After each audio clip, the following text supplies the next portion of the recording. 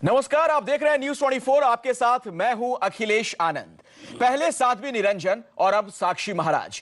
BJP के सांसद और उससे जुड़े संगठन हर दिन अपने बयानों से नया विवाद खड़ा कर रहे हैं। सवाल ये, क्या धर्म से जुड़े ये विवाद मोदी सरकार के विकास के एजेंडे को पीछे धकेल नहीं देंगे? कहीं ये मोदी के लिए स्पीड ब्रेकर तो साबित नहीं होंगे? आखिर विवादित बयान देने वाले ये नेता मोदी के दोस्त हैं या फिर दुश्मन?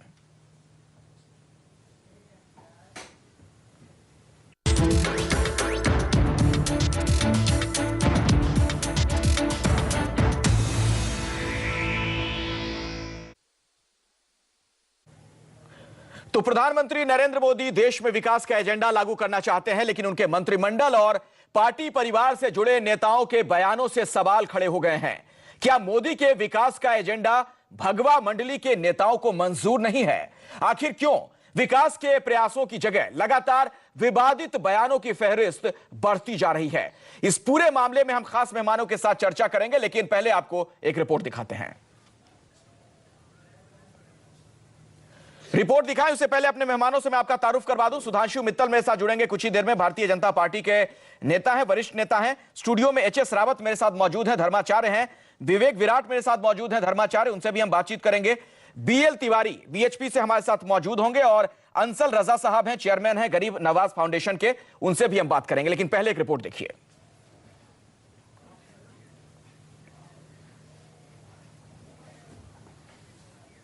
किसी तरह की दिक्कत आ रही है, कोई तकनीकी खामी है, हम रिपोर्ट थोड़ी देर के बाद आपको दिखाएंगे, लेकिन बातचीत की शुरुआत कर लेते हैं।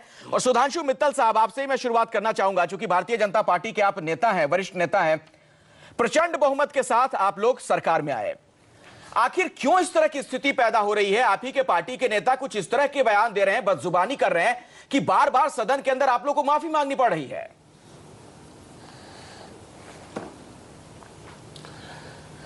ऐसा है आनंद जी, ये तो दुर्भाग्यपूर्ण बात होती है कि कहीं अगर बयान कोई ऐसा हो जिसमें उत्तेजना फैलती हो या जिसके बयान के परिप्रेक्ष्य में एक सदन के अंदर कार्रवाई स्थगित हो या हो, ये तो दुर्भाग्य की बात है। लेकिन मुझे कहीं ये भी लग रहा है कि कार्यशैली देखते हुए सरकार की जो विपक्ष में विचलित प्रवृत्ति है, उसकी वजह से ज़्यादा विघ्न पड़ रही है संसद में। जैसे मेरा तो अपना मानना है कि ये ना होता तो कुछ और होता, कुछ और नहीं होता तो किसी कोई चीज हल्के में नहीं ले सकते हैं आप सुधांशु मित्तल जी। ये ना होता तो कुछ और होता। जिस तरह के बयान दिए जा रहे हैं, नाथूराम गोडसे को राष्ट्रभक्त करार दे देते हैं, साध्वी निरंजन ने जो बयान दिया उसका जिक्र यहां नहीं किया जा सकता, जिस आप शब्द का उन्होंने इस्तेमाल किया। ऐसे में जाहिर तौर पर आप लोगों के लिए शर्मनाक स्थिति बन रही है। सवाल यही कि आखिर नरेंद्र मोदी जो विकास का एजेंडा लेकर बढ़े थे, उसका क्या उस एजेंडे में ये नेता पलीता नहीं लगा देंगे? मैं दर्शकों को जरा एक रिपोर्ट दिखाता हूं सुधांशु मित्तल जी, उसके बाद मैं आपके पास भी आऊंगा और तमाम मेहमानों के साथ चर्चा को आगे बढ़ाऊंगा। नरेंद्र दामोदर दास मोदी प्रधानमंत्री बनने के बाद मोदी ने हाथ में झाड़ू उठाई, विकास की अलग जगाई, लेकिन क्या भगवा मंडली पर भी विकास के इस एजेंडे का कहीं कुछ असर है? केंद्र में मंत्री साध्वी निरंजन ज्योति का बयान खुद मोदी को शर्मसार करता है।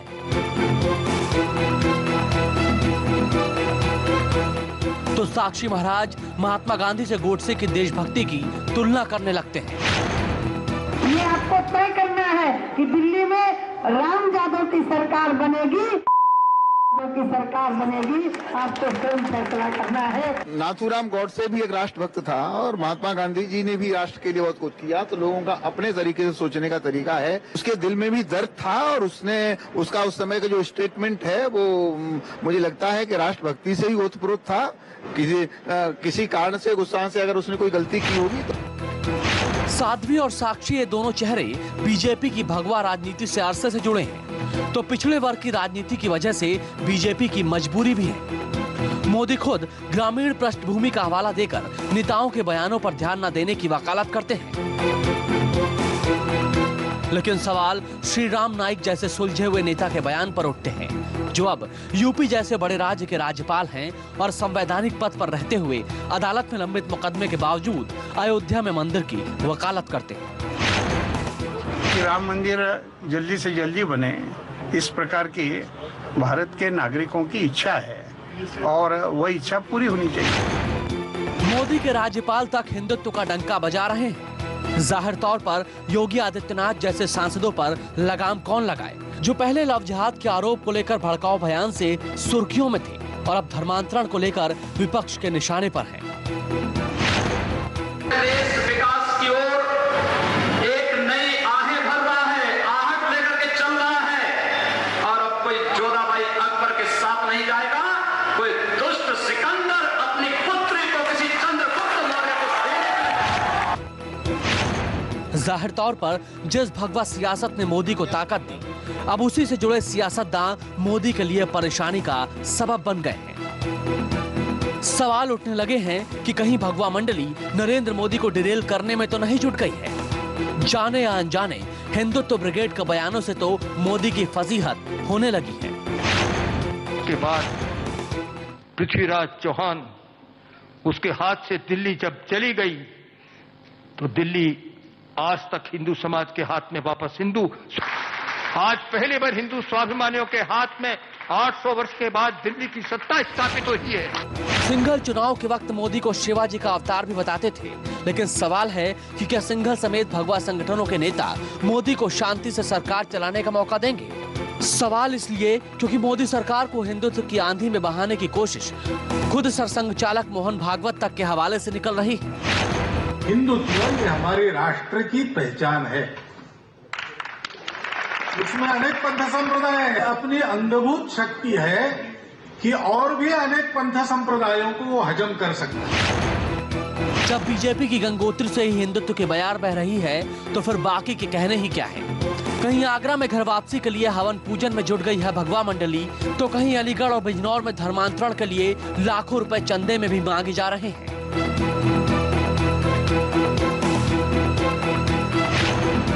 सवाल है कि हिंदुत्व ब्रिगेड की इस हवा में कहीं मोदी के विकास का एजेंडा तो खतरे में नहीं पड़ गया है।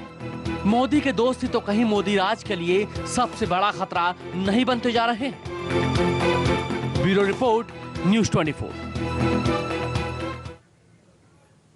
इस रिपोर्ट के जरिए हमने अपने दर्शकों को दिखाया हाल के दिनों में जिस तरह से बदजुबानी की गई, अपशब्दों का इस्तेमाल किया गया और सरकार को कई मौकों पर बैकफुट पर आना पड़ा। सुधांशु मित्तल जी भारतीय जनता पार्टी का वरिष्ठ नेता है, मेरा सीधा आपसे सवाल है, क्या आपको लगता है कि जो इस तरह की बातें कर रहे हैं वो नरेंद्र मोदी साहब के दोस्त हैं? प्रश्न यह है कि सारी चीजों को अगर आप एक ही तराजू में तोलेंगे तो ठीक नहीं है। हाँ, साध्वी जी के बयान के बारे में जैसे कि मैं पहले आपसे कह चुका हूं, उन्होंने माफी मांग ली और उसके बाद वो मामला वहीं खत्म हो जाना चाहिए। साक्षी महाराज, जहां तक साक्षी महाराज जी का सवाल है, एक सेकंड, वही मैं कह रहा हूँ। साक्षी महाराज जी ने भी अपने बयान पे माफी मांगी। नहीं सुधांशु जी, एक मिनट, उसके बाद आपने मोहन भागवत जी का बयान दिखाया। अच्छा ठीक है, मोहन भागवत जी का बयान में कुछ भी गलत नहीं और कोई भी विवादास्पद चीज नहीं थी। अच्छा, लेकिन आपको लगा कि वो विवादास्पद है, मुझे नहीं पता क्यों लगता है। अच्छा देखिए, ये सारी चर्चा हो रही है किस परिप्रेक्ष्य में। इसकी एक सेकंड बस मुझे 1 मिनट दे दे अखिलेश जी, उसके बाद मैं खत्म कर लूं। साहब ये कोई तरीका नहीं तो मैं चुप रहता हूं, आप लोग बोलते रहिए। नहीं, अगर हमें चर्चा करनी है तो मैं बात करूंगा, नहीं तो मैं नहीं करूंगा। सुधांशु जी बोलिए, आक्रोशित मत हो सर, आप वरिष्ठ नेता हैं। सारी चीज आपसे पूछने का अधिकार तो हमें है ना। 1 मिनट आप पूछ लीजिएगा, उनको अपनी बात पूरी कर लेने दीजिए। तो हम पूछ सकते हैं आपसे, आप अपनी बात पूरी कर लीजिएगा, उनको बोल लेने दीजिए। सुधांशु जी कह रहे हैं 30 सेकंड में खत्म कर लेंगे, बोलिए सुधांशु जी। अखिलेश जी सबको बोल लेने दीजिए, मैं सबसे आखिर में बोल लूंगा, सबको बहुत जल्दीबाजी है। आप बोलिए सर, आपका बोलना महत्वपूर्ण है, आप हमारे पास भारतीय जनता पार्टी की तरफ से हैं। हाँ, क्यों नहीं, कोई नहीं, कैसे बोलेंगे कोई। मेरे का कहना है शिष्टाचार से ये चर्चा होनी चाहिए।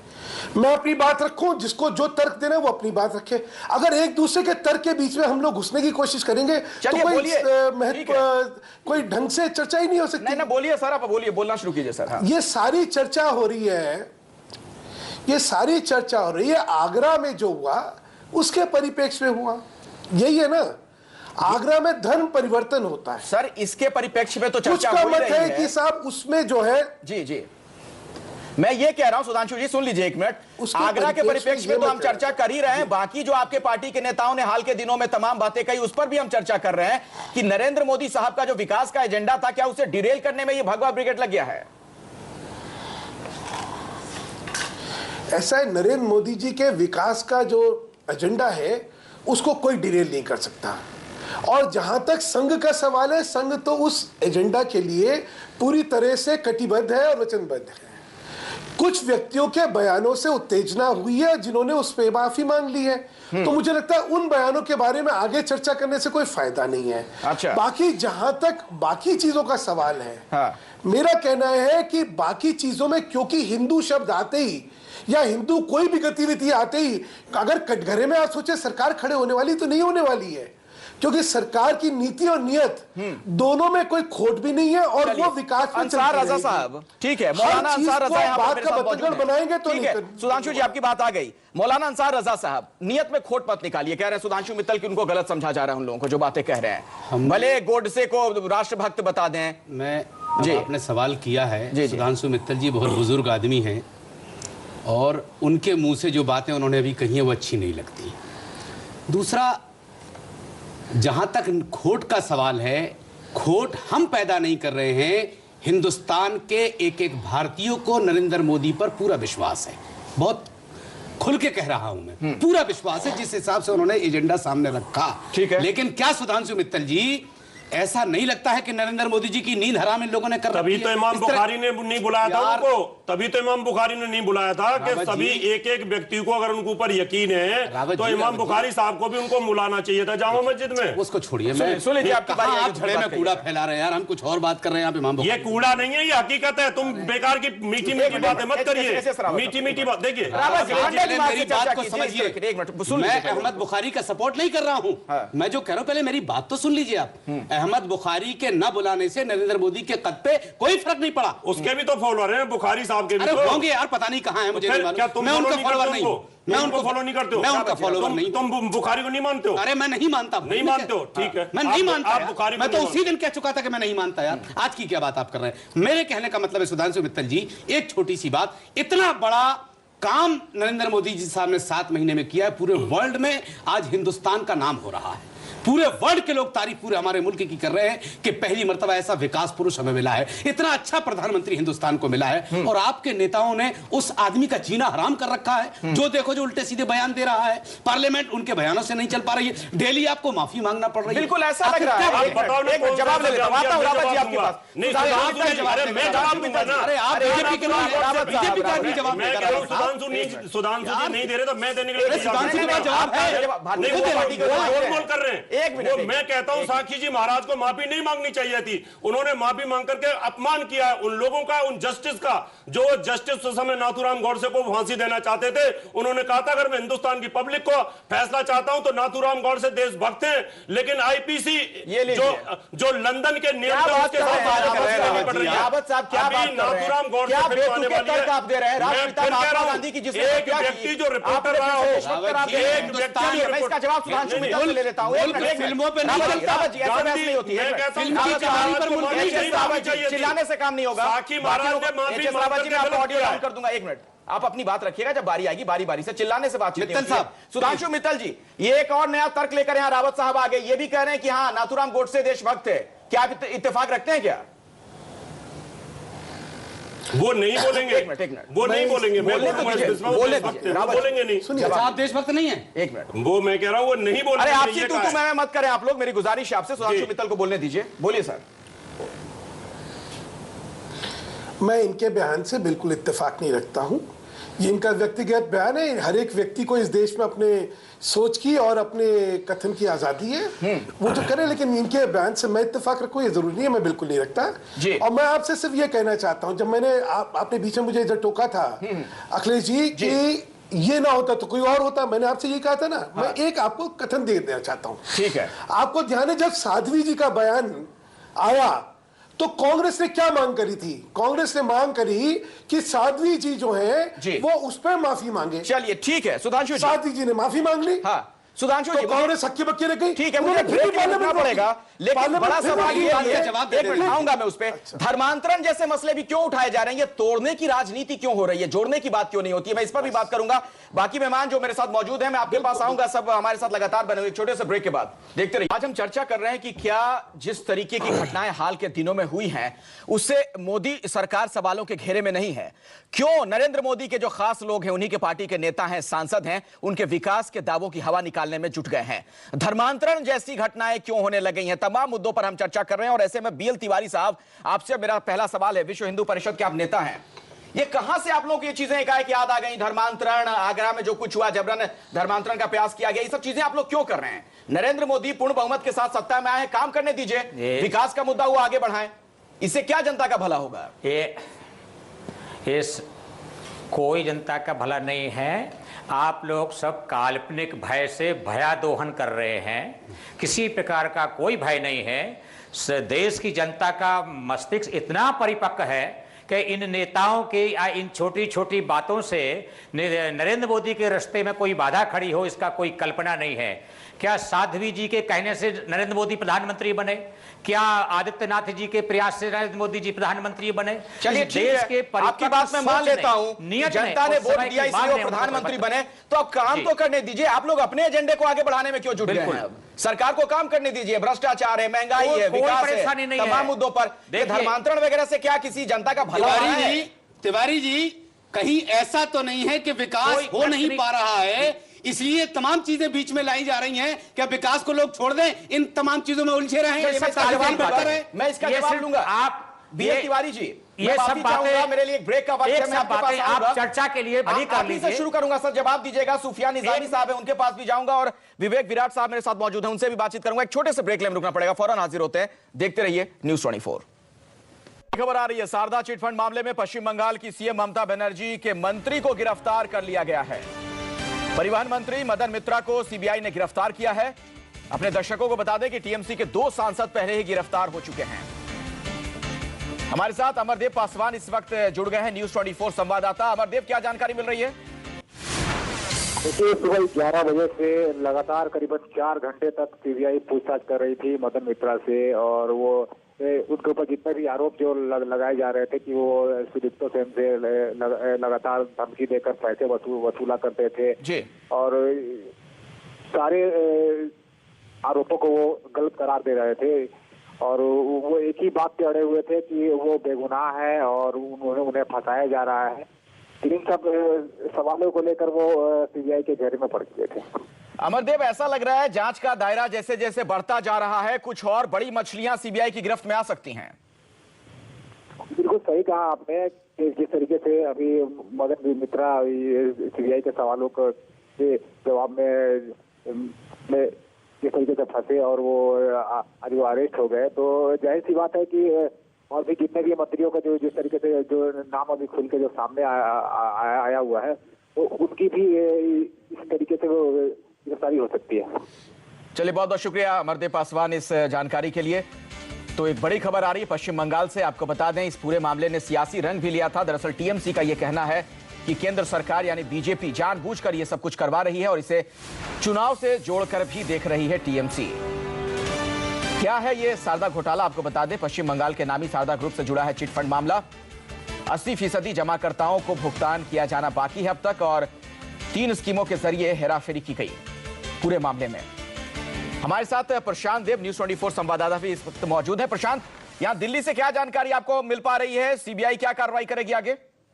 देखिए, इसमें आगे और भी कई गिरफ्तारियां हो सकती हैं, और अभी जानकारी मिली है कि इसमें शारदा चिटफंड का लीगल एडवाइजर भी गिरफ्तार हुआ है। मतलब आज 2 लोगों की गिरफ्तारी कोलकाता में हुई है, और इनसे इनकी बातचीत के आधार पर पुलिस और भी रेड्स करेगी। और इसमें जो सबसे बड़ा सवाल इसमें बार बार उठ के आ रहा था कि तृणमूल कांग्रेस की नेता ममता बनर्जी का रोल क्या है, वो जरूर है, और उनसे भी बहुत जल्द इसमें आगे पूछताछ। बहुत ही महत्वपूर्ण बात आप बता रहे हैं प्रशांत देव, मैं चाहूंगा दोबारा बताएं विस्तार से जरा। आप कह रहे हैं कि आगे ममता बनर्जी से भी पूछताछ हो सकती है? बिल्कुल हो सकती है। जैसे सीबीआई सूत्र बता रहे हैं हमको कि इन लोगों ने कुछ इस तरह के खुलासे किए हैं जिसके आधार पर आगे पूछताछ हो सकती है, लेकिन सीबीआई सूत्रों का कहना है कि वो तभी होगा जब कोई कंक्रीट इंफॉर्मेशन, कोई कंक्रीट जानकारी उनके पास आ जाए। लेकिन शुरू से ही, जब से चिटफंड घोटाला सामने आया है, कहीं न कहीं किसी न किसी तरीके से ममता बनर्जी का नाम इसमें उछलता रहा है और ये बात कहा जाता है कि उनकी जानकारी में बहुत से ऐसी चीजें हुई हैं घोटाले के तौर पे, और जिसकी जवाबदेही सीधे सीधे उस वक्त ममता बनर्जी के ऊपर बनती है, और आज नहीं तो कल ये समस्या खड़ी हो सकती है ममता बनर्जी के सामने भी। और जिस तरह की तस्वीर अब सामने आ रही है प्रशांत, ऐसा लगता है कि आने वाले दिनों में टीएमसी के कुछ और बड़े नेता गिरफ्तार हो सकते हैं।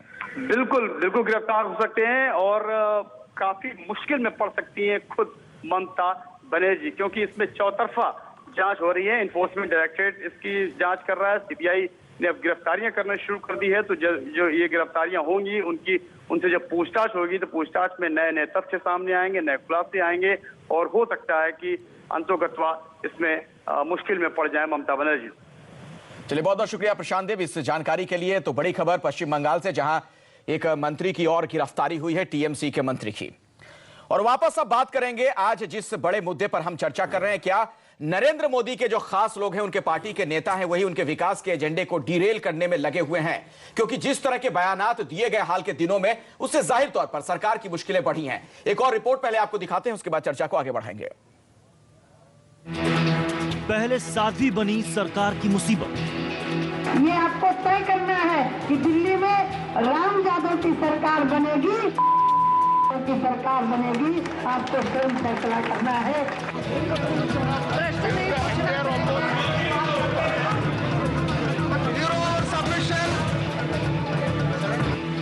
फिर साक्षी बने मोदी का सिरदर्द। मुझे लगता है कि राष्ट्रभक्ति से ही ओतप्रोत था।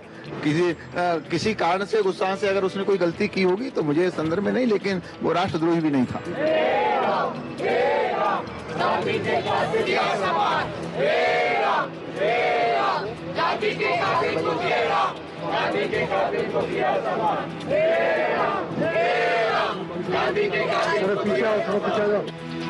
ये मोदी के दोस्त हैं या दुश्मन? मोदी सरकार के लिए उसके अपने ही सबसे बड़ी मुसीबत खड़ी करते दिख रहे हैं। साध्वी निरंजन के बयान से सरकार की खूब किरकिरी हुई, पीएम तक को जवाब देना पड़ा। बावजूद इसके मोदी के साथियों ने सबक नहीं सीखा।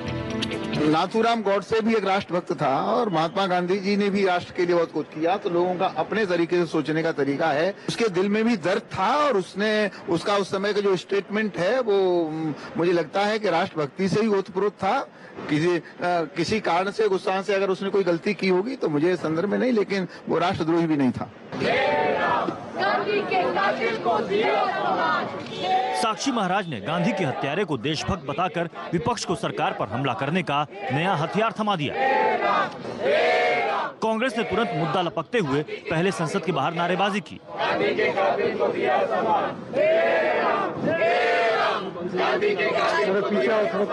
गांधी के हत्यारे नाथूराम गॉडसे के शौर्य दिवस के मनाने के तौर पे आज संसद में कांग्रेस जो गांधी प्रतिमा के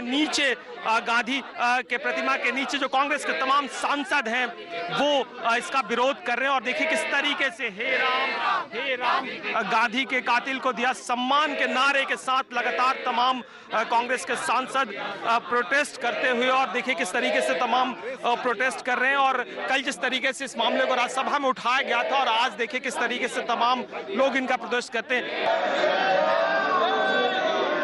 जैसे ही संसद शुरू हुई, संसद के भीतर भी सरकार के खिलाफ नारे लगने लगे, जिसने सरकार को बैकफुट पर डाल दिया। सारे जनता का और सभी का अपमान है और इस सदन का भी We are in the government. We have a responsibility. The government said we totally dissociate and condemn such statement by anybody. सुनिए ना।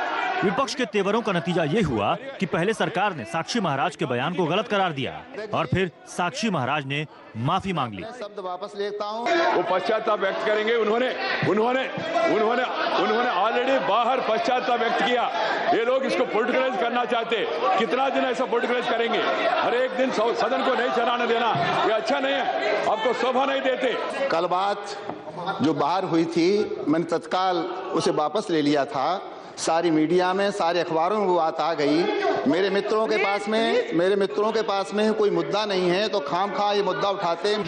साक्षी महाराज के 3 बार माफी मांगने पर भी जब विपक्ष शांत नहीं हुआ तो लोकसभा अध्यक्ष सुमित्रा महाजन नाराज हो गए। महाजन ने कहा, कल से हम रोज 5 मिनट सिर्फ माफी मांगने के लिए निर्धारित कर देते हैं। या तो कल से ऐसा करूं क्या कि एक पहले 5 मिनट माफी के बना दूं, प्लीज। क्या करूं? सरकार भले ही विपक्ष पर मुद्दा ना होने का आरोप लगाए, लेकिन इस हकीकत से वो इनकार नहीं कर सकती कि उसके अपने सांसद उसके लिए शर्मिंदगी का सबब बन रहे हैं। Bureau report, news 24। न सिर्फ बीजेपी के सांसद सरकार के लिए मुश्किलें बढ़ा रहे हैं, बल्कि बीजेपी से जुड़ी हुई जो हिंदू संगठन है वो भी इस तरह के बयानात दे रहे हैं। और खासतौर पर धर्मांतरण का जो मुद्दा देखने को मिला, जो कुछ आगरा में हुआ, उससे भी सरकार की मुश्किलें बढ़ी हुई हैं। और आपने देखा है दोनों सदनों में, लोकसभा और राज्यसभा, कैसे बार बार सदन की कार्यवाही बाधित हो रही है। विपक्ष ने इसे एक बड़ा मुद्दा बना लिया है। सुफियान निजामी साहब मेरे साथ मौजूद हैं, उन्हीं से इस सेगमेंट की शुरुआत में करना चाहूंगा। सुफियान निजामी जी, बीएल तिवारी विश्व हिंदू परिषद के नेता भी हमारे साथ स्टूडियो में मौजूद हैं। धर्मांतरण का जो मुद्दा है उसे वो कह रहे हैं ये घर वापसी है, इसे गलत नजरिए से ना देखें। बिल्कुल ठीक बात है। देखिए मूल रूप से ये हिंदुस्तानी है और कोई भी हिंदुस्तान के पहले मैं आऊंगा आपके पास, आक्रांता आए से नहीं था, मैं आपके पास आऊंगा, लेकिन पहले अगर आप सवाल पूछते हैं तो आपको जवाब सुनना चाहिए। सर आपसे सवाल मैंने नहीं पूछा, आपको जवाब सुनना चाहिए। आपके पास आऊंगा, अपनी बात रखिएगा। मेरा सवाल था सुफियान निजामी जी से, बोलिए। जी, तो ये जो आगरा में वाकया पेश आया है ये निहायत अफसोस की बात है। और जाहिर है कि हमारे कॉन्स्टिट्यूशन के अंदर हमें इस बात की इजाज़त है कि हम अपनी मर्जी से किसी भी धर्म को अपना सकते हैं, लेकिन उस मर्जी में जब कोई फोर्स हो या उस पर कोई ज़बरदस्ती हो तो ये हमारे कानून के एतबार से भी गलत हो जाता है। देखिए ये मसला एक ऐसा मसला नहीं है कि जो अपने आप सामने आ गया हो, ये प्री प्लान साजिश है और ये साजिश काफ़ी दिनों से चल रही है। और इसके पीछे यकीनन फ़िरका परस्त ताकतों का हाथ है जो इस मुल्क में जो हिंदू और मुस्लिम इत्तिहाद है उसको पारा पारा करने की कोशिशें की जा रही हैं। और इनकी ये कोशिश रही है कि हिंदू और मुसलमानों के दरमियान जो इत्तिहाद है उसको नुकसान पहुंचाया जाए। ठीक है, आखिरी बात जो इस मसले की ये है वो ये कि आपने देखा होगा। ठीक है सर, आता हूं आपका। बीएल तिवारी जी, कहां ये आप लोग नफरत के बीज बोने में लग गए हैं? सरकार को विकास के मुद्दे पर काम करने दीजिए, जिसे जिस धर्म में रहना है रह ले। हिंदुस्तान एक धर्मनिरपेक्ष राष्ट्र है, क्यों आप लोगों ने ठेका उठा लिया है कि आप ही धर्म बदलवाएंगे लोगों के? सरकार और सरकार की नीति और शरीयत का काम, उनकी नीति और नियति एक साफ है, उसमें कोई शंका नहीं है। पूरे हिंदुस्तान का उसमें विश्वास है। जहां तक सवाल धर्मांतरण का है, निश्चित रूप से यह घर वापसी का कार्यक्रम है, वो घर वापसी ही है, क्योंकि जो भटके हुए बिछड़े हुए हमारे बंधु हैं, नहीं भटका यार, तिवारी जी क्या बात कर रहे हैं आप? और उनकी राष्ट्र की निष्ठा, अगर अपने भटके हुए लोगों को राह रास्त पे ले आओ। आप इस्लाम वालों बाद में आप इस्लाम वालों को, एक लोगों को ईसाइयों की बात करो। मैं कह रहा हूं जो आपके भटके लोग हैं, जो पता नहीं कैसे कैसे जुमले इस्तेमाल कर रहे हैं, उनको तो पहले राह रास्त पे ले आओ। आप आपसे एक गुजारिश है। क्या गुजारिश करेंगे आप? फालतू की बात करेंगे? हम क्या गुजारिश सुनेंगे आपकी? अरे आप बुजुर्ग आदमी हैं, आपको उसी हिसाब से बात करनी चाहिए। बोलेंगे तो मैं भी बोलता रहूंगा। मैं केवल एक बात कहना चाहता हूं, शांति से सुन लीजिए। आपको जब परिवार नियोजन की बात आती है तो इस्लाम कानून को नहीं मानता। परिवार नियोजन की बात आती है तो सरकार के नियम को, संविधान को नहीं मानते। और जैसे ही अपने हित की बात आती है तो संविधान का नारा लेते हैं। शिक्षा के क्षेत्र में सबको स्वीकार नहीं करते, शिक्षा को जगत में आने नहीं देते। ऊपर से आप अपने इस्लाम की बात लाते हैं, मदरसा बीच में ले आते हैं। अरे भाई आपको जो ठीक लगता है, ये सब चीजें रखिए ना। सूट है वो आपका। साहब ने पहली दफा कोई अच्छी बात यहाँ कह रहे हैं। बोलिए सर, क्या कह रहे हैं? मैं तिवारी जी कहना चाहता हूँ, जिन मुद्दों पे है, जो मैनिफेस्टो में उनको रखिए ना, आप लेके आओ सामने। रिपोर्ट रखिए, ये परिवार नियोजन की बात रखिए। वो नहीं करेंगे, उनको जो सूट करेगा, वो जो उनको सूट करेगा इस तरह काम करेंगे। एक मिनट, ठीक है, हो गया सर आपकी बात। विवेक विराट मेरे साथ है, धर्माचार्य हैं। विवेक विराट जी, किसी भी मजहब का हो, किसी भी धर्म का आदमी हो, उसे आप दूसरे धर्म में परिवर्तित करने के लिए, धर्मांतरण के लिए अगर लालच देंगे, प्रलोभन देंगे, कहां तक जायज है? देखिए, अगर लालच दिया गया है, कोई डर दिखाया गया है, तो कहीं ना कहीं ये गलत है। परंतु जो क्लिपिंग जितने भी न्यूज चैनल पे दिखाई गई हैं, उसमें ना तो कोई गन पॉइंट पे उनको बिठाया हुआ था, ना कोई डंडा लेके वहां खड़ा हुआ था। बीपीएल कार्ड का लालच दिया गया उन्हें। बीपीएल कार्ड का इतना छोटे से लालच में वो बीपीएल कार्ड के लिए अपना धर्म परिवर्तन करेंगे क्या? है ना? तो अगर वो डर है तो कहीं ना कहीं अगर जबरदस्ती की गई है, वो कोई भी धर्म का करे तो कहीं ना कहीं वो बात गलत है। ऐसे में इन आरोपों के बीच सुधांशु मित्तल जी, इन आरोपों के बीच अलीगढ़ में जो प्रस्तावित है कार्यक्रम जिसमें आरएसएस की भी बड़ी भूमिका है, उसमें बीजेपी के सांसद योगी आदित्यनाथ जा रहे हैं, क्या यह सही होगा? क्यों नहीं? अखिलेश जी, सुधांशु मित्तल जी से सवाल है। देश के हर नागरिक को अपना काम करने की आजादी है। सुधांशु मित्तल जी से सवाल है, बीएल तिवारी साहब सुन लीजिए पहले। अखिलेश जी, धारा 25 संविधान के तहत हर इंसान को यह हक है कि वो कौन से धर्म में आस्था रखेगा। हाँ, उसमें यह जरूर है कि उस आस्था को अगर वो किसी धर्म परिवर्तन में करना चाहता है तो उसमें भय नहीं होना चाहिए, उसमें प्रलोभन नहीं देना चाहिए या दबाव नहीं होना चाहिए, है ना? यही है ना। अब क्या जो ये यहाँ का कार्यक्रम हो रहा है अलीगढ़ का, जी, उसमें किसी ने कहा है कि हम जबरदस्ती धर्म परिवर्तन करवाएंगे? ये कहा थोड़ी जाता है। किसी ने कहा है हम प्रलोभन से करवाएंगे? नहीं कहा है। हाँ। एक मिनट खत्म कर, मैं बात सुन। ठीक है, हाँ, छोटे में बोलिए सर, ब्रेक लेना पड़ेगा। हाँ। कि अगर प्रलोभन देके, हाँ, एक प्रलोभन देके अगर धर्म परिवर्तन करवाया जाता है तो यह अनैतिक है या गैर कानूनी है? जी, दुर्भाग्य से ये अनैतिक है।